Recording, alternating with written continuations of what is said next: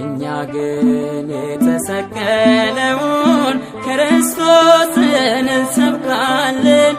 እኛ ግን በድል ያረገውን ኢየሱስን እንሰብካለን።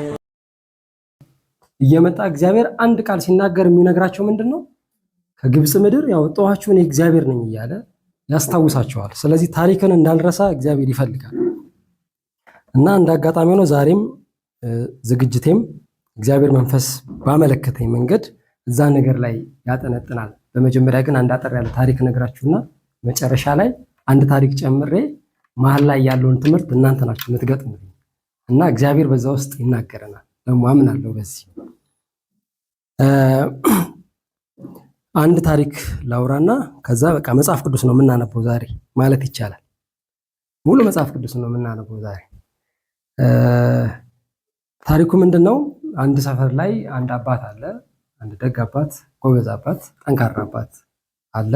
ይህ ጠንካራ አባት ልጆች አሉትኝ። ወደ 3 የሚጠጉ ልጆች አሉት እና ይህ አባት አካባቢው ላይ ደግሞ መብራት የለም። ስለዚህ በእንትን ነው የሚጠቀሙት፣ በፋኖስ ነው የሚጠቀሙት። ፋኖሷ ያው እሳት አላት ማለት ነው። ነገር ግን ልጆቹ ሕፃን ልጅ እያሉ ያችን ፋኖስ አባትየው ማዕዘን ላይ ነው የሚያስቀምጣት። ምክንያቱም ልጆቹ እዛ ቦታ ላይ እንዳይደርሱ በሚል ከደረሱ ያው ሰብረው ይቃጠላሉ፣ ሰፈሩንም ያቃጥላሉ። ልጆቹ ትንሽ እየጎረመሱ ሲመጡ ደግሞ ያችን ፋኖስ ወደ ጠረጴዛ ያወርዳታል። እንግዲህ ምንድነው ጠረጴዛ ላይም ስትሆን በቁጥጥር ነው። አባትየው ያያል ልጆቹን።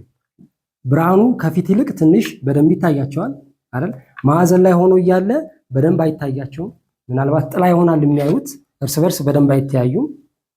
ከዛ ከማዕዘን ወርዳ ግን ወደ ጠረጴዛ ላይ ስትሆን ከቅድሙ የተሻለ ብርሃን ይኖራል ቤት ውስጥ፣ ሙቀትም ይኖራል ቤት ውስጥ። ልክ እንደዚሁ ልጆችም አሁንም እየጎረመሱ ሲመጡ ከጠረጴዛው አንስቶ የቤቱ መሃል ላይ ያረጋታል ማለት ነው መብራቱ። ያን ጊዜ ሙቀቱን በደንብ ይሰማቸዋል እነሱም፣ ብርሃኑን በደንብ ይታያቸዋል እነሱም። ልክ ሲጎረምሱና ሲበስሉ ግን አባት ለልጆቹ አንዳንድ ፋኖስ ይሰጣቸዋል ማለት ነው። የራሳችሁን ብርሃን ያዙ፣ ይህንን ብርሃን ይዛችሁ በቃ ቤተሰብም ከመሰረታችሁ ቤተሰብ በምትመሰርቱበት በዚህ አካባቢ ይህንን አብሩ አይደል፣ ተጠቀሙበት ብሎ ፋኖሱን ለእያንዳንዶቹ ለልጆቹ አንዳንድ ፋኖስ ለነዚህ 3 ልጆች ይሰጣቸዋል ማለት ነው። ይሄ ትንሽ ልብን የሚያሞቅ ታሪክ ነው። ደስ ይላል አይደል? የሆነ አስጨናቂ ነገር የለውም ውስጡ ታሪኩ እና ብዙዎቻችሁም እርግጠኛ ነኝ ታስባላችሁ፣ ለልጆቻችሁ በአእምሯችሁ ትስላላችሁ፣ ስለምትሰጧቸው ነገር ስለምታወርሷቸው ነገር ታስባላችሁ። ከዛ ጋር በተያያዘ ነው ይህንን ታሪክ ያነሳሁት። በዚህ በታሪኩ በመነሳት ርዕሳችንን ወደኛ የቀረበ እግዚአብሔር ብየዋለሁ። ወደኛ የቀረበ እግዚአብሔር ብየዋለሁ። ያው እንደምታውቁት መጽሐፍ ቅዱስም እንደሚናገረው እርሱ እግዚአብሔር ወደኛ የቀረበ ነው አይደል? እኛ እሱን እንደቀረብነው ወይም ደግሞ እሱን እንደወደድነው አይደለም የሆነው። ነገር ግን በተገላቢጦሹ እግዚአብሔር ነው እኛን ፈልጎ የመጣው። ስለዛም በዛ ያንን ተንተርሼ ወደኛ የቀረበ እግዚአብሔር ብየዋለሁ ርዕሱ። በመጀመሪያ ትንሽ ወደ ፍጥረት ታሪክ ሄደን የተወሰነ ዘፍጥረት ላይ ያሉትን የፍጥረትን ታሪክ ማንሳት በጣም ይጠቅመናል። ይህንን ነገር በደንብ ለማየት እግዚአብሔር ሰማይና ምድርን እንደፈጠረ እናውቃለን። ከዛ በኋላ በመልኩና በምሳሌው አዳምን ፈጠረ። ከዛ ቀጥሎ ከአዳም ጎን ደግሞ ሔዋንን አመጣ አይደል? ስለዚህ እግዚአብሔር አዳምና ሔዋንን ከፈጠረ በኋላ የሰጣቸው አንድ ትልቅ ስልጣን ነበረ። ይህም ስልጣን ፍጥረትን ሁሉ እንዲገዙና እንዲያስተዳድሩ ነው። አብረውኝ የሥነ መለኮት የሚማሩ ሰዎች እዚህ ጉዳይ ላይ በጣም ብዙ ነገር ብለዋል፣ አይተናልም ብዙ በዚህ በትምህርታችን ወቅት ላይ። ዛሬ ግን ማንሳት የምፈልገው እኔ እግዚአብሔር የአገዛዝ ስልጣንን የሰጠበት ነገር ላይ ነው ፎከስ የማደርገው። ፍጥረትን እንዲገዙ እግዚአብሔር እድል ከሰጣቸው በኋላ ስልጣንን ከሰጣቸው በኋላ አውቶማቲካሊ ቀጥሎ የምታዩት ታሪክ ምንድነው? እግዚአብሔር እንደተናገረው አዳም ፍጥረትን ሲገዛ እናየዋለን አይደል? አዳም ፍጥረትን ይገዛ ነበር በስርዓት እና በምን አይነት ስልጣን ነበረ ፍጥረት ሁሉ የሚገዛለት? እሱ ከእግዚአብሔር ተቀብሏል አይደል? ፍጥረትን እንዲያስተዳድር መልእክት ተቀብሏል አዳም። በተቃራኒው ፍጥረቱ ደግሞ ለአዳም የሚገዛለት ምን ስለሆነ? ጥያቄ ገባችሁ? አዳም የሚገዛው ከእግዚአብሔር በተቀበለው ቃል ነው። ፍጥረትስ የሚገዛው በምንድን ኮንቴክስት ነው? ወይም ደግሞ በምን ግራውንድ ነው ለአዳም የሚገዛው? ምክንያቱም ፍጥረት አዳምን ሲያየው ማንን ነው የሚመስለው? እግዚአብሔር ነው የሚመስለው። አዳም ማንን ነው የሚመስለው? ስለዚህ ፍጥረት አዳምን ሲያይ ማንን ነው የሚያየው? እግዚአብሔርን ነው የሚያየው። ስለዛ ወዶ ሳይሆን በግዱ ይገዛል ማለት ነው። ምክንያቱም የእግዚአብሔርን መልክ አዳም ላይ ስለሚያይ። ይህ የሚያሳየው ምንድነው? በእግዚአብሔርና በአዳም መካከል ያለውን ግንኙነት ነው የሚያሳየው።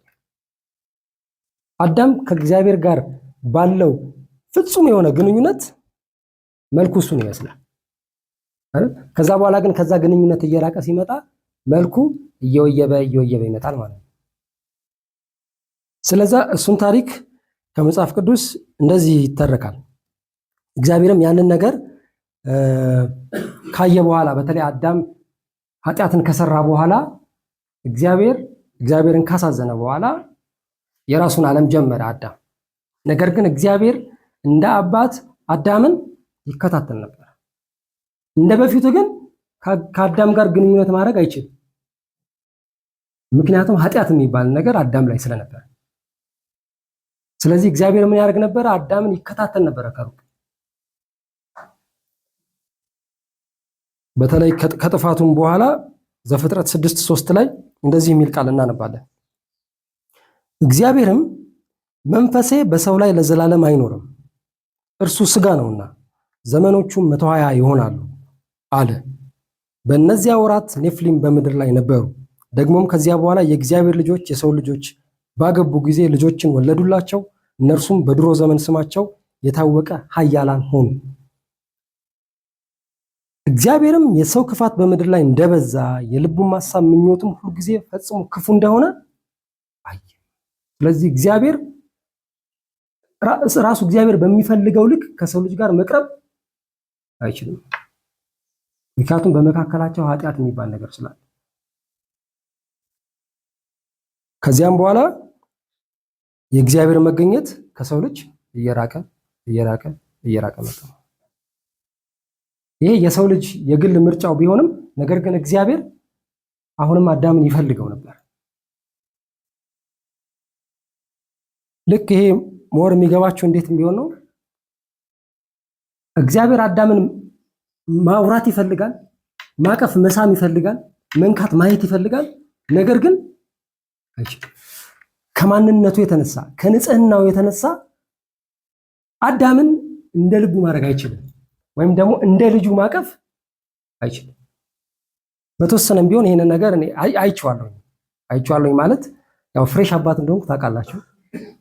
እና ደብረ ዘይት በነበሩ ጊዜ እኔ እዚህ ሰራ ነበር ውስጥ ወደ 4 ወር ምናምን አካባቢ እና ሲሄድ ሲንቀሳቀስ እቀርጸዋለሁ፣ ፎቶ እንደ ቪዲዮ የልጅ እቀርጸውና ስመጣ እዚህ አየዋለሁ ማታ እና አለው የሆነ ስሜት። ከዛ እንደውም አንዴ ምን ገጠመኝ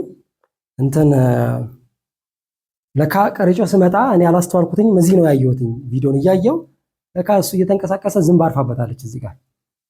ያው እግዚአብሔር ምስክሬ ነው የምላችሁ፣ ስልኩን ነው የመታሁት እንደዚህ ዝንቡን አባራለሁ ብዬ ማለት መንካት እፈልጋለሁ፣ መዳሰስ እፈልጋለሁ፣ መሳም እፈልጋለሁ አይደል፣ ማቀፍ እፈልጋለሁ፣ ግን አልችልም። ፎቶውና ያለው ቪዲዮውና ያለው እሱን መንካት፣ መዳሰስ፣ መሳም ግን አልችልም። ልክ እንደዚህ አይነት ነገር ነው እግዚአብሔር ላይ የተፈጠረው። ከአዳም ጋር መገናኘት ይፈልጋል፣ አዳምን ማቀፍ ይፈልጋል፣ አዳምን መሳም ይፈልጋል፣ አዳምን ማውራት ይፈልጋል። ነገር ግን አይችልም። ለዛም ነው ልክ የልቡ ክፋት ካወቀ በኋላ እግዚአብሔር ራሱ መንፈሴ በሰው ልጅ ላይ እንዲህ ባለበት ሁኔታ በሰው ልጅ ላይ ለዘላለም አይሆንም ብሎ የተናገረው ማለት ነው። ነገር ግን በጣም በሚገርማችሁ ሁኔታ የሰው ልጅ ለመቅረብ እግዚአብሔር የመጀመሪያውን እርምጃ ተራመደ። ይህንንም እርምጃ ዘጸአት 19 ላይ በሰፊው እናየዋለን እና ከቻላችሁ መጽሐፍ ቅዱስ የያዛችሁ አብራችሁን እያነበባችሁ እንድትከተሉ ደስ ይለኛል።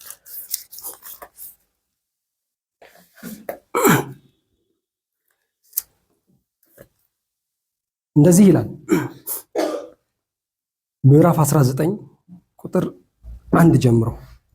ያው ዛሬ መጽሐፍ ቅዱስ ማንበብ ነው ስላልኳችሁ እንግዲህ እያነበብን እንቀጥላለን ማለት ነው። ስለዚህ አሁንም ወስዳችሁ የእግዚአብሔር መንፈስ እኔንም እናንተንም ይርዳ። የታሪክ መስመር ላይ ነው የምንቀመጠው። ሄደን የታሪክ መስመር ላይ እንቀመጥና ታሪክን ማየት እንጀምራለን። ምዕራፍ 19 ቁጥር 1 እንደዚህ ይነበባል። በኢየሱስ ስም አነባለሁ። በሶስተኛውም ወር የእስራኤል ልጆች ከግብፅ ምድር ከወጡ በኋላ በዚያን ቀን ወደ ሲና ምድረ በዳ መጡ። ከራፊድም ተነስተው ወደ ሲና ምድረ በዳ መጡ። በምድረ በዳም ሰፈሩ። ይችን ወደ ምድረ በዳ መምጣትና ወደ ሲና ተራራ መሄድ እግዚአብሔር ያቀዳት ያሰባት ፕሮግራም ነች እና በታሪክ እውነት ውስጥ ለእግዚአብሔር ትልቅ ቦታ ነች። ይቺ ቦታ ታሪኩም እንደዛው ማለት ነው። እዩ ሙሴም ወደ እግዚአብሔር ዘንድ ወጣ። እግዚአብሔርም በተራራው ጠርቶ አለው፣ ለያዕቆብ ቤት እንዲህ ይበል፣ ለእስራኤልም ልጆች እንዲህ ንገር፣ በግብፃውያን ያደረኩትን በንስርም ክንፍ እንደተሸከምኳችሁ ወደ እኔም እንዳመጣኋችሁ አይታችኋል። ስለዚህ አምጪው ማን ነው? እግዚአብሔር ራሱ ነው። አሁንም ቃሌን በእውነት ብትሰሙ ኪዳኔንም ብትጠብቁ ምድር ሁሉ የእኔ ናትና ከአሕዛብ ሁሉ የተመረጠ ርስት ትሆኑኛላችሁ። እናንተም የካህናት መንግስት፣ የተቀደሰም ሕዝብ ትሆኑኛላችሁ። ለእስራኤልም ልጆች የምትነግራቸው ቃል ይህ ነው አለ። እንግዲህ እግዚአብሔር እንደ ፍላጎቱ እንኳን ባይሆንም ግን ትንሽ የሰው ልጅን ለመቅረብ የመጀመሪያ ንግግሩ ነች። ስለዚህ ወደ ሲና ተራራ ይዟቸው የመጣበት ምክንያት ምንድነው? ከዚህ ቀደም አይተውት በማያውቁት ሁኔታ እግዚአብሔር ሊቀርባቸው መጥቷል። ይሄ ደግሞ የራሱ የእግዚአብሔር ፍቃድ ነው፣ የእግዚአብሔር ፍላጎት ነው። ልጆቹን መቅረብ ፈልጓል እግዚአብሔር። ስለዚህ በዚህ ሴናሪዮ የምትረዱኝ ሰውን ሁሉ ነው እግዚአብሔር እንደዛ እያለ ያለው። አዳምን ብቻ አይደለም ለይቶ፣ የእስራኤልን ሕዝብ ብቻ አይደለም፣ በጥቅሉ ሰውንም ነው። እዚህ ክፍል ላይ እንደምታዩት ምንድነው የሚላቸው? ከአሕዛብ ሁሉ የተመረጠ ርስት ትሆኑኛላችሁ፣ እናንተም የካህናት መንግስት፣ የተቀደሰም ሕዝብ ትሆኑኛላችሁ ይላቸዋል። ክህነታቸው ለተቀረው የዓለም ሕዝብ ነው። ገብቷቸዋል? ክህነታቸው ለተቀረው የዓለም ሕዝብ ነው። ስለዚህ እግዚአብሔር ከነሱ ጋር ግንኙነት የሚያደርገው ለነሱ ብቻ አይደለም፣ ለተቀረው የዓለም ሕዝብ ነው። ከዛ በኋላ ይህንን ንግግር እግዚአብሔር ተናገራቸው አይደል? በንስር ክንፍ ነው ያወጣኋችሁ ከግብፅ። አሁን ግን አላቸው ቃሌን ከሰማችሁ ምድር ሁሉ የኔ ናትና የምትፈልጉትን እሰጣችኋለሁ ብሎ ለሙሴ ነገር። ከዛ ሙሴ መጣ፣ የሕዝቡንም ሽማግሌዎች ጠርቶ እግዚአብሔር ያዘዘውን ቃል፣ ይህንን ቃል ሁሉ በፊታቸው ነገራቸው። እግዚአብሔር እንደዚህ እያላችሁ ነው ብሎ ለሕዝቡ ነገራቸው ማለት ነው። ምንድን ያላቸው? ከግብፅ ምድር አውጥቻችኋለሁ። ከግብፅ ምድር ሳወጣችሁ ግብፅም የኔ ናት፣ አሁን ያላችሁበትን በረሃ የኔ ነው፣ ምድር ሁሉ የኔ ናት፣ የምትፈልጉትን ሁሉ እሰጣችኋለሁ እያለ ነው እግዚአብሔር አላቸው። ምን ሲሆን ግን ምላችሁን ከሰማችሁ። ከዛ እዩ ሕዝቡ ሁሉ አንድ አፍ ሆነው፣ እንግዲህ እግዚአብሔር እየጠበቀ ያለው መልስ አለ ከዚህ ንግግር በኋላ። ሕዝቡም ሁሉ አንድ አፍ ሆነው እግዚአብሔር ያለውን ሁሉ እናረጋለን ብለው መለሱለት። ስለዚህ እግዚአብሔር ምን አገኘ? መልስ አገኘ፣ ፍቃድ አገኘ ማለት ነው። ስለዚህ እግዚአብሔር የሚናገረውን ነገር ሁሉ እናረጋለን አለ ማለት ነው ሕዝቡ። ከዛ እግዚአብሔርም ሙሴን አለ፣ ይቅርታ እዚህ ጋር ሙሴ ይህንን ቃል ይዞ ወደ ተራራው ወጣና ለእግዚአብሔር ነገረው አይደል? እንደዛ ይላል ብለው መለሱ። ሙሴም የሕዝቡን ቃል ወደ እግዚአብሔር አደረሰ። ስለዚህ እግዚአብሔር ጋር ሄደና እግዚአብሔር ሆይ ምትለውን ሁሉ እናደርጋለን ብሏል ሕዝብ ያለው። ከዛ እግዚአብሔር ይህንን ሲሰማ ቀጥሎ ያለውን ንግግር ጀመረ። ወይም ደግሞ ቀጥሎ ያለውን ፕሮጀክት ነው ነገርየው ራሱ። የሚቀጥለውን ፕሮጀክት እግዚአብሔር ጀመረ። እንደዚህ ይላል፣ እግዚአብሔርም ሙሴን ካንተ ጋር ስነጋገር ሕዝቡ እንዲሰሙ ደግሞም ለዘላለም እንዲያምኑብህ እነሆ በከባድ ደመና እመጣለሁ አለ።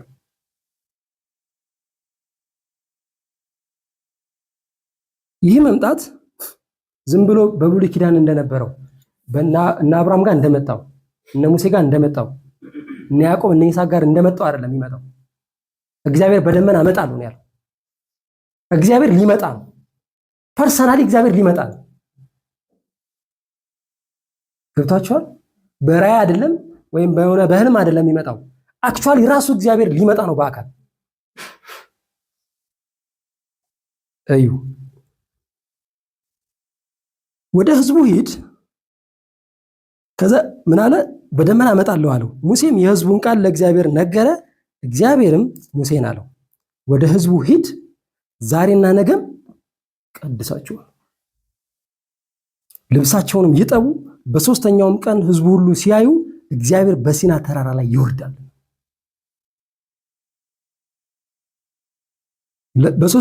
ለሶስተኛውም ቀን ይዘጋጁ ብሎ ነገረው ማለት ነው። ወሰንም ለህዝቡ በዙሪያው አደረገላቸው። ወደ ተራራው እንዳትወጡ ጫፉንም እንዳትነኩ ተጠንቀቁ። ተራራውንም የነካ ፈጽሞ ይሞታል። ለምን? እግዚአብሔር ተራራው ላይ ወርዷል። የማንም እጅ አይንካ፣ ነገር ግን የሚነካ ሁሉ ይወገራል አላቸው። ይህም ከነካው ስለሚያረክሰው ነው። ተራራው ሳይነጻ አድርግ የተባለውን ነገር ሳያደርግ ተራራውን ከነካ ተራራውን ያረክሳል። ስለዚህ ተራራውን የነካ ሰው ካለ ይወገር፣ እንዳትነኩ ተራራውን። ከተራራውም ደግሞ ወሰን ከተደረገላችሁ እንዳታልፉ አላቸው። ወይም በፍላጻ ይወጋል፣ እንስሳ ወይም ሰው ቢሆን አይድንም ብላቸው። ሳያቋርጥ የመለከት ድምፅ ሲነፋ በዚያን ጊዜ ወደ ተራራው ይውጡ። ሙሴም ከተራራው ወደ ህዝቡ ወረደ፣ ህዝቡንም ቀደሰ፣ ልብሳቸውን አጠቡ። ህዝቡንም ለሶስተኛው ቀን ተዘጋጁ፣ ወደ ሴቶቻችሁም አትቅረቡ አላቸው። እንዲህም ሆነ። ከዛ ሶስተኛው ቀን ደረሰ። እግዚአብሔር በሶስተኛው ቀን እመጣለሁ ብሎ ቀጠሮ ስለያዘ በሶስተኛው ቀን እግዚአብሔር መጣ። እንዲህም ሆነ በሶስተኛው ቀን በማለዳ ጊዜ ነጎድጓድና መብረቅ ከባድም ደመና እጅግ የበረታ የቀንደ መለከት ድምፅ በተራራው ላይ ሆነ ይላል። በማለዳ ነው የሆነው። ምናልባት ያልተዘጋጀም ሰው ይኖራል በእስራኤል ህዝብ ውስጥ፣ የተኛም ሰው ሊኖር ይችላል። ነገር ግን እግዚአብሔር በተናገራት ሰዓት በሶስተኛው ቀን በጣም ከፍተኛ የሆነ ነጎድጓድ እና መለከት መብረቅ በተራራው ላይ ተሰማ። በሰፈሩ የነበሩት ህዝብ ሁሉ ተንቀጠቀጡ። ሙሴም ህዝቡን ከእግዚአብሔር ጋር ለማገናኘት ከሰፈር አወጣቸው። ይህ እንግዲህ ህዝቡና እግዚአብሔር የሚገናኙበት ለየት ያለ መገናኘት ነው። እንደ ሌላው ጊዜ የሆነ መገናኘት አይደለም። እግዚአብሔር በተራራው ላይ ስለሚወርድ ከተራራውም ግርጌ ቆሙ። እግዚአብሔርም በእሳት ስለወረደበት አያችሁ፣ እግዚአብሔር በእሳት ወርዶበታል ተራራው ላይ። ተራራው ሁሉ ይጤስ ነበር፣ ከእርሱም እንደ እቶን ጢስ ያለ ጢስ ይወጣ ነበር። ተራራውም ሁሉ እጅግ ይናወጥ ነበር። የቀንደ መለከቱም ድምፅ እጅግ በበረታና በጸና ጊዜ ሙሴ ተናገረ፣ እግዚአብሔርም በድምፅ መለሰለት። እግዚአብሔርም በሲና ተራራ ላይ ወደ ተራራው ራስ ወረደ። እግዚአብሔርም ሙሴን ወደ ተራራው ራስ ጠራው፣ ሙሴም ወጣ። ለይቶ ብቻ ሙሴን ና ወደ ተራራው ብሎ ወጣ ማለት ነው። እግዚአብሔርም ሙሴን ውረድ፣ እግዚአብሔርን ለማየት ዳርቻውንም እንዳያልፉ ከነርሱ ብዙ እንዳይጠፋ ለሕዝቡ አስጠንቅቃቸዋል። ምክንያቱም እግዚአብሔር ተራራው ላይ ወርዷል። ወደ እግዚአብሔርም የሚቀርቡት ካህናት ደግሞ እግዚአብሔር እንዳያጠፋቸው ራሳቸውን ይቀድሷል። ሙሴም እግዚአብሔርን አንተ በተራራው ላይ ዙሪያ ወሰን አድርገህ ቀድሰውም ብለህ አስጠንቅቀህናልና ሕዝቡ ወደ ተራራው ይወጡ ዘንድ አይችሉም። ኦልሬዲ ቀጥሬዋለሁ። በአጥር ቅጥር ስላልከኝ ማንም እንዳይወጣ ስላልከኝ ቀጥሬዋለሁ ተራራው አለው። ሂድ ውረድ። ከዛ እግዚአብሔርም እንዲህ አለው፣ ሂድ ውረድ፣ አንተ አሮንም ከአንተ ጋር ትወጣላችሁ፣ ካህናቱን እና ሕዝቡ ግን እግዚአብሔር እንዳያጠፋቸው ወደ እግዚአብሔር ይወጡ ዘንድ አይተላለፉ አለው። ሙሴም ወደ ሕዝቡ ወረደ፣ ይህንንም ነገር ነገራቸው። እግዚአብሔርም ይህንን ቃል ሁሉ እንዲህ ብሎ ተናገረ፣ ከግብፅ ምድር ከባርነት ቤት ያወጣው እግዚአብሔር አምላክ እኔ ነኝ እያለ ቀጥታ 10ቱን ትእዛዛት ሰጣቸው ማለት። ይህን 10ቱ ትእዛዛት ሲሰጣቸው ሙሴ ከተራራው ውስጥ ሆኖ ህዝቡ ከተራራው በታች ሆኖ የመብረቅ ድምፅ ነው የሚሰሙት፣ የነጎድጓድ ድምፅ ነው የሚሰሙት። ነገር ግን እግዚአብሔር እየተናገረ ነው። ምክንያቱም ተራራው ላይ እግዚአብሔር መጥቷል። ምናልባት ይህንን ትእዛዝ የሚሰጣቸው እግዚአብሔር የተለየ መቅረብ ወደ ህዝቡ መቅረብ ስለፈለገ ነው። ከዛ በኋላ 10ቱን ትእዛዝ ይሰጣቸዋል። 10ቱን ትእዛዝ ጽፎ ከሰጣቸው በኋላ እንደዚህ ይላል። እንዳለ ትእዛዞቹን ከሰጣቸው በኋላ እንደዚህ አላቸው። እግዚአብሔርም ሙሴን አለው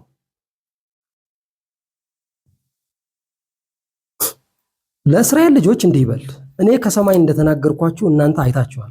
በአጠገቤ ምንም አታድርጉ። የብር አማልክት የወርቅ አማልክት ለእናንተ አታድርጉ። የጭቃ መሰዊያ ስራልኝ፣ የሚቃጠሉንም የደህንነት መስዋዕትን በጎችህንም በሬዎችንም ሰዋበት። ስሜን በማሳስብበት ስፍራ ሁሉ ወደ አንተ መጥቼ እባርካለሁ አለ። የድንጋዩንም መሰዊያ ብታደርግልኝ ብረት በነካው ድንጋይ አትስራው፣ መሳሪያ ብትነካው ታረክሰዋለህና ሀፍረተ ስጋ በእርሱ እንዳይታይ ወደ መሰዊያው በደረጃ አትውጣ ብሎ እግዚአብሔር ከዚህ በፊት በተለየ ሁኔታ በህዝቡ መካከል ሊገኝ ስርዓት ሰጠው ማለት ነው። ይሄ መገኘት ከዚህ በፊት ፍጥረት አይቶት አያውቅም፣ እንደዚህ አይነት መገኘት። ምክንያቱም እግዚአብሔር በቦታው ላይ ሊቆም ነው። ስለዚህ የእስራኤል ህዝብ እግዚአብሔርን ሲፈልግ እዛ ቦታ ይሄዳል ማለት ነው። ይህንን ነገር ሁሉ ግን እግዚአብሔር ሲያደርግ ምን ለማድረግ ፈልጎ ነው? የሰውን ልጅ ለመቅረብ ነው የፈለገው። ከዛ ዘፍጥረት 25 ላይ ዘጸአት 25 ላይ እንደዚህ ይለዋል። እዛው ጋር ነው አንድ ነው የምትገልጡት።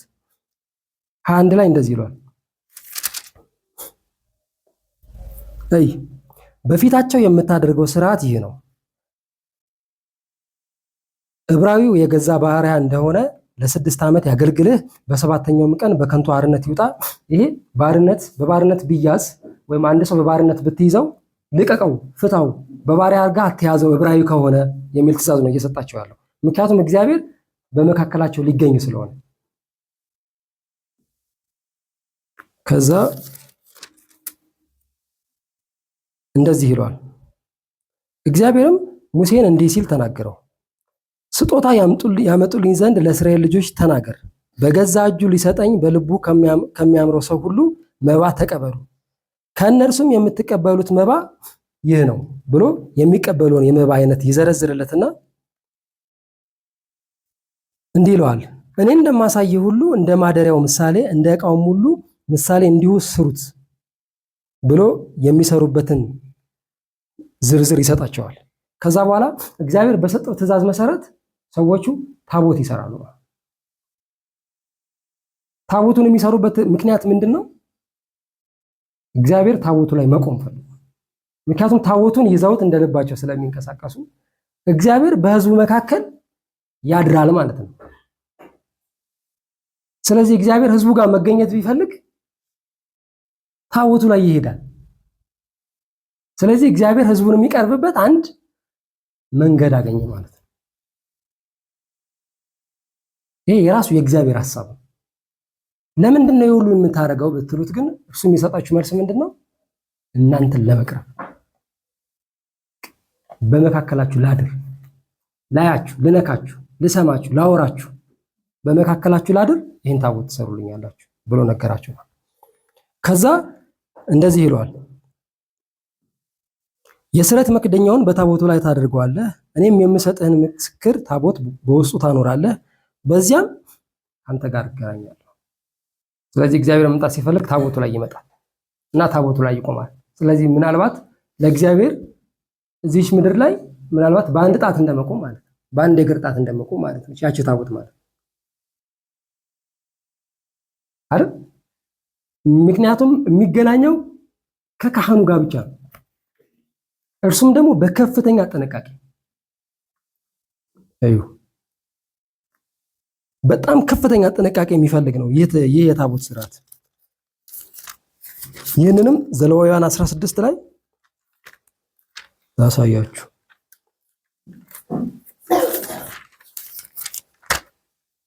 እንደዚህ ይላል፣ እግዚአብሔርም ሙሴንና አሮንን እንዲህ ብሎ ተናገራቸው፣ ለእስራኤል ልጆች እንዲህ ብላችሁ ንገሯቸው፣ ማንም ሰው ከስጋው ፈሳሽ ነገር ቢወጣ ስለሚፈስ ነገር ርኩስ ነው። ስለሚፈስ ነገር ርኩስነቱ ይህ ነው፣ ፈሳሹም ነገር ከስጋው ቢፈስ እያንዳንዱ እንዲቴል ኢቭን እባጭ ቢወጣበት እንደዚህ ቢሆን እንደዛ ቢሆን ወደዚህ እንዳይቀር። ምክንያቱም ያረክሰዋል ያንን ነገር። ካረከሰው ደግሞ እግዚአብሔር እዛው ላይ ማደር አይችልም ከንጽህናው የተነሳ። ስለዚህ በጣም ከፍተኛ ጥንቃቄ እንዲያደርጉ ኢቭን ስለ ሰውነታቸው እንኳን ያስጠነቅቃቸዋል ማለት ነው። ከዛ በኋላ እንደ አጋጣሚ ሆኖ ሁለቱ የአሮን ልጆች ይህንን ሕግ በመተላለፍ እንደሞተ ደግሞ ታነባላችሁ። ዘሌዋውያን 10 ላይ ታነባላችሁ። እዚያ 16 ላይ ስለሚጠቅሰው ነው ያነሳውላችሁ። እዩ በእግዚአብሔርም ፊት የቀረቡና የሞቱ ሁለቱ የአሮን ልጆች ከሞቱ በኋላ እግዚአብሔር ሙሴን ተናገረው። እግዚአብሔርም ሙሴን አለው እኔ በስርየት መክደኛው ላይ በደመናው ውስጥ እታይሃለሁ። ስለዚህ የስርየት መክደኛዋ የእግዚአብሔር የመቀመጫ ዙፋን ነች። ሙሴን ማናገር ሲፈልግ እግዚአብሔር የስርየት መክደኛው ላይ ነው የሚቆመው። ሙሴ ላይ መቆም አይችልም እግዚአብሔር። ስለዚህ እዚች ምድር ላይ ያለችው እግዚአብሔር የፈጠራት ብቸኛው አክሰሱ ከኛ ጋር ለማደር ያቺ ታቦቱ ነበረች ማለት ነው በብሉይ ኪዳን። ከዛ በኋላ ይህ የታቦቱ ስርዓት ደጋግሞ በራሳቸው በእስራኤላውያን ይበላሽ ነበር፣ ያረክሱት ነበረ፣ ያበላሹት ነበረ አይደል? በጣም ብዙ ታሪክ ስናነብ እንደውም ጭራሽ አንዳንዶቹ የጣዖት ምናምን ሁሉ ማምለክ ያደርጉበት ነበር። በተለይ ወደ ቤተ መቅደስ ስርዓት ከመጣ በኋላ ይህ የቤተ መቅደስ ስርዓት እግዚአብሔር የሰው ልጅ ለመቅረብ ሁለተኛው የሄደበት እርምጃ ነው።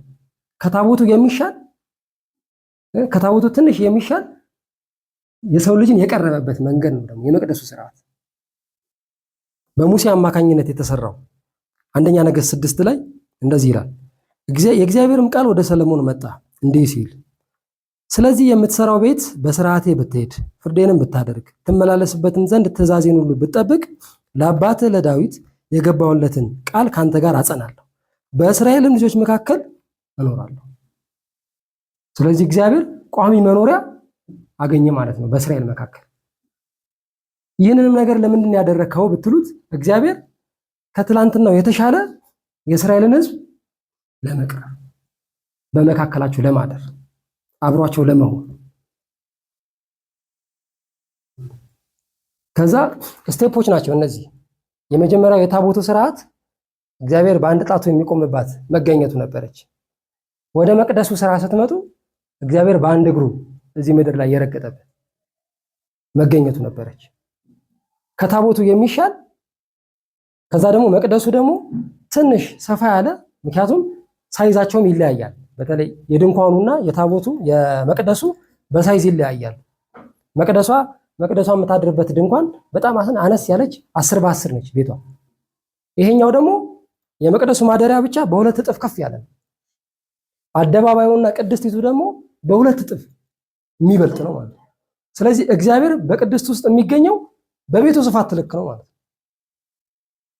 ስለዚህ በታቦቱ ትንሽ በወሰንነት መገኘት የነበረው እግዚአብሔር አሁን በመቅደስ ስርዓት ደግሞ ትንሽ ሻል ያለ መገኘት አገኘ ማለት ነው። ይህንንም ፕሮጀክት ራሱ እግዚአብሔር ነው የሰጠው። ከዛ እንደ አጋጣሚ ሆነው ደግሞ እንደምታውቁት በተደጋጋሚ እግዚአብሔር የመቅደሱን ስርዓት እግዚአብሔር የሚገኝበትን የመቅደሱን ስርዓት ሲያበላሽ ብዙ ጊዜ እግዚአብሔር እንዳይገኝ ሲያደርግ ታሪኮች ይነግሩናል፣ እነዚህ የእስራኤል ታሪኮች። ስለዚህ እንደዚህ እየጨመረ የመጣው የእግዚአብሔር መገኘት በመጨረሻ እዚች ምድር ላይ በታቦቷ አንድ ትግሯ ነበረ እግዚአብሔር የሚቆመው። ከዛ በመቅደስ ደግሞ ትንሽ ሰፋ ያለ ነበረ። ከዛ በኋላ ሶስተኛው ስቴፕ ደግሞ በኢየሱስ እግዚአብሔር ራሱ መጣ። አሜን። ክብር ለሱ ይሁን። አሜን። ይህ ሁሉ ለምንድን ነው የሆነው ብትሉትን እግዚአብሔር እናንተን ለመቅረብ ይፈልጋል። እናንተን መንካት፣ እናንተን መዳሰስ፣ እናንተን መሳም ማግኘት ይፈልጋል፣ ማውራት ይፈልጋል እግዚአብሔር። ይህንንም ደግሞ እግዚአብሔር እየጨመረ በሄደው ቅርበቱ ታዩታላችሁ። ታቦትን ስሩልኝ ብሎ በዛች መወሰን ቀረበ። ከዛ ደግሞ ቤተ መቅደስ ስሩልኝ ያልና ደግሞ ትንሽ አገኘ። ከዛ ራሱ መጣ። በጣም የሚገርማችሁ ነገር ግን እግዚአብሔር ግን አሁንም አልረካም። የኢየሱስ መገለጥ ሶስተኛው የእግዚአብሔር በተለይ ደግሞ በዚህ ምድር ላይ መገኘት ሶስተኛው የእግዚአብሔር መገኘት ነው አይደል? የመጨረሻው አይደለም፣ ሶስተኛው የእግዚአብሔር መገኘት ነው። መጀመሪያ በታቦት ይጀምራል፣ ከዛ ወደ ቤተ መቅደስ፣ ከዛ በኢየሱስ አይደል? ኢየሱስ ሲገኝ እግዚአብሔር ሰው ሆኖ ተገለጠ። ከዛም ያለፈ ደግሞ እግዚአብሔር እኛን መቅረብ ደግሞ ፈለገ። የኢየሱስን ትንሽ ላንሳላችሁ ከመጽሐፍ ቅዱስ እዩ። እነሆ ድንግል ትጸንሳለች፣ ወንድ ልጅም ትወልዳለች፣ ስሙንም አማኑኤል ይሉታል የተባለው የሚፈጸም ዘንድ ትርጓሜው እግዚአብሔር ከኛ ጋር ነው የሚለው። ስለዚህ እግዚአብሔር ከኛ ጋር ሆነ። እንደ ትላንትናው በታቦት ውስጥ ብቻ አልነበረም አይደል? በመቅደስ ብቻ ደግሞ አይደለም። ራሱ እግዚአብሔር መጣ። እግዚአብሔር መጣና በመካከላችን ቆመ፣ እኛን መስሎ እንደፈለገ ይዳስሰን፣ እንደፈለገ ይነካን ጀመር ማለት ያናግረን ጀመር ማለት ነው። የኢየሱስንም አገልግሎት ካያችሁ የሰው ልጅ መቅረብ የፈለገ የአባት ረሃብ ነው የምታዩት አይደል? የማይገባበት ጉራንጉር አልነበረም። ምክንያቱም ናፍቆቶቹ ነበርን። ገብቷችኋል? ናፍቆቶቹን ነው እያገኘ ያለው በዛ ሰዓት። የታቦቱ አላረካውም እግዚአብሔር። ደግሞ መቅደስ ስሩ ደግሞ አለ። የመቅደሱም ደግሞ አላረካውም። ደግሞ ራሱ መጣ። አሁንም ደግሞ ግን አላረካውም። ያ ገብቷችኋል? እንዲህ መንካት መዳሰሱ ደግሞ አላረካ አለው ደግሞ። ከዛ ቀጠለና በታሪክም ለዘላለም ሊመስል በማይችል ክስተት እግዚአብሔር ተገለጠ። እንደዚህ ይላል ሐዋርያት ሥራ 2 ላይ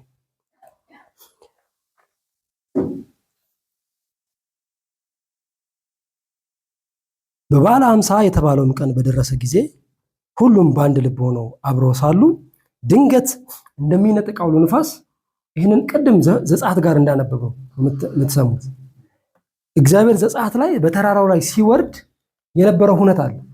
ያ ሁነት ነው እዚህ ጋር የተደገመው።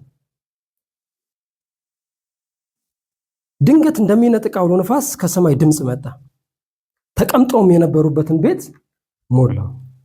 እንደ እሳትም የተከፋፈሉ ልሳኖች ታዩአቸው፣ በእያንዳንዳቸውም ላይ ተቀመጡባቸው።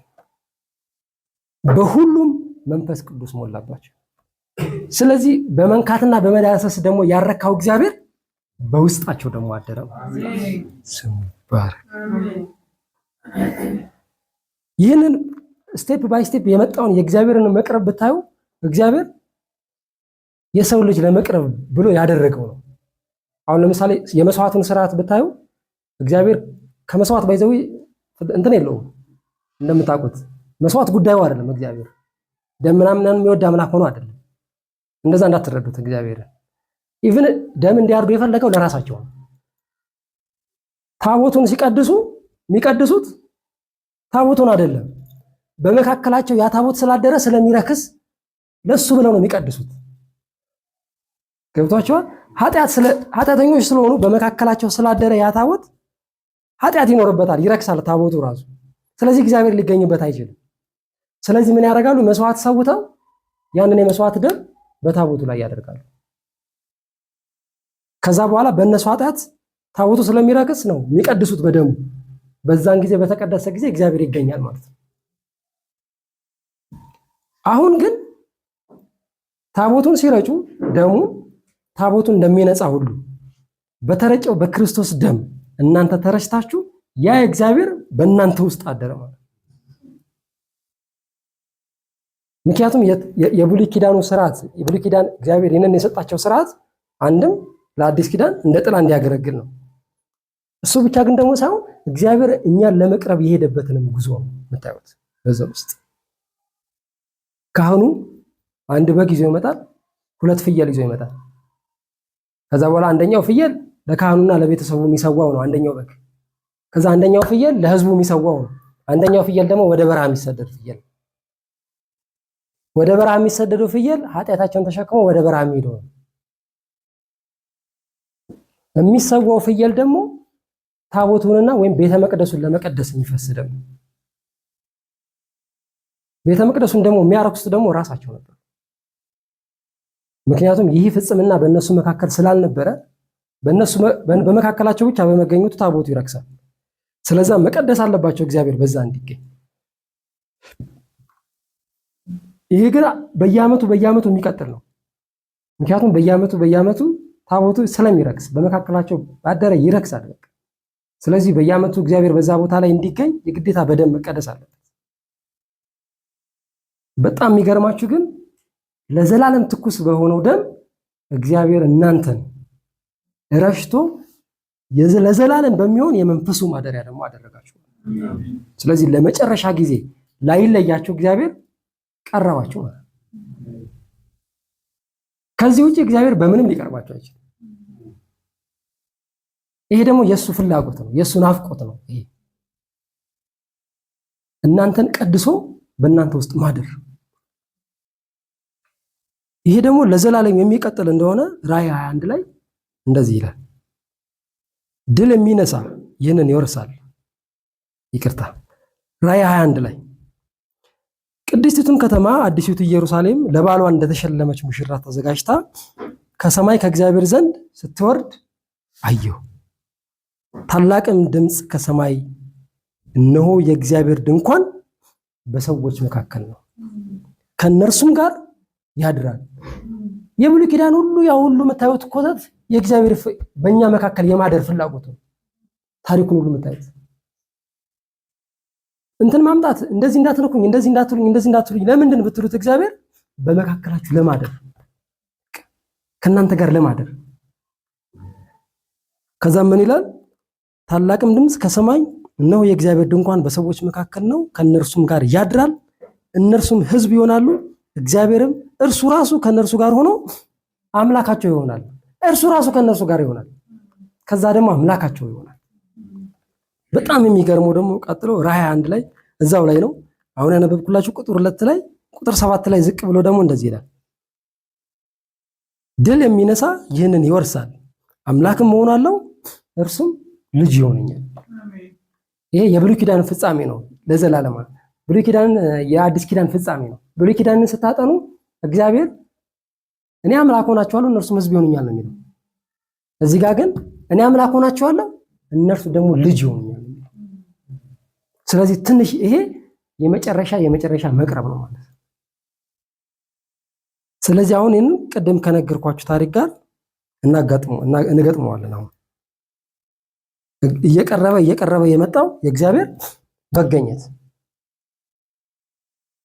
አንድ በዚህ አሁን ቅድም ላይ መጀመሪያ ላይ በነገርኳችሁ ታሪክ ይህ አባት እግዚአብሔር ነው እንደምታውቁት፣ እግዚአብሔር ነው ይህ አባት። ነገር ግን ይህ እርሱ ሊገልጠው ያሰበው ብርሃን ልክ ኮርነር ላይ እንደተቀመጠች ነበረ በብሉይ ኪዳን። ያንን ደግሞ ያደረገው የሰው ልጅ ነው በምርጫው። ስለዚህ ኮርነር ላይ የነበረችው ብርሃን በደንብ አታሳየንም። የሆነ ብርሃን ነገር አለ ግን አይታይም በደንብ ጥላ ነው የሚታየን፣ ጨለም ያለ ነገር ነው የሚታየን፣ እርስ በርስ አንተያይም። ከዛ ያ ብርሃን አንድ ስቴፕ ወደ ጠረጴዛ ወረደ። እዩ አመጣጡ። ጠረጴዛ ላይ ሆነ ብርሃኑ ደግሞ ጠረጴዛ ላይ ሲሆን አሁን ደግሞ ትንሽ ማየት እንችላለን፣ እንተያያለን እርስ በርስ የተወሰነ። ከዛ ደግሞ ከጠረጴዛ ደግሞ ወረደና ቤቱ መሃል ላይ ሆነ። ያኔ በደንብ ይሞቀናል፣ ሙቀቱ ተሰማን፣ ብርሃኑን ታየን በደንብ። ልክ ስንደርስለት እግዚአብሔር ለእያንዳንዳችን በውስጣችን የሚቀመጥ ብርሃን አስቀመጠ ማለት። ይህ አባት ይህ እንደዚህ በናፍቆት እንደዚህ የሚሰቃይ አባት ከዚህ ውጪ ሊቀርብ እናንተን አይችልም። ስለዚህ የእናንተ ምላሽ ደግሞ ምንድን ነው የሚሆነው ለዚህ አባት? ጌታ መንፈስ ቅዱስ እንደተናገራችሁ በጣም አምናለሁኝ። የእግዚአብሔር መንፈስ በዚህ ቦታ ስለነበረ እኔንም በብዙ ተናግሮኛል። በዚህ ተባረኩልኝ። አመሰግናለሁ። ጨርሻለሁ። እኛ ግን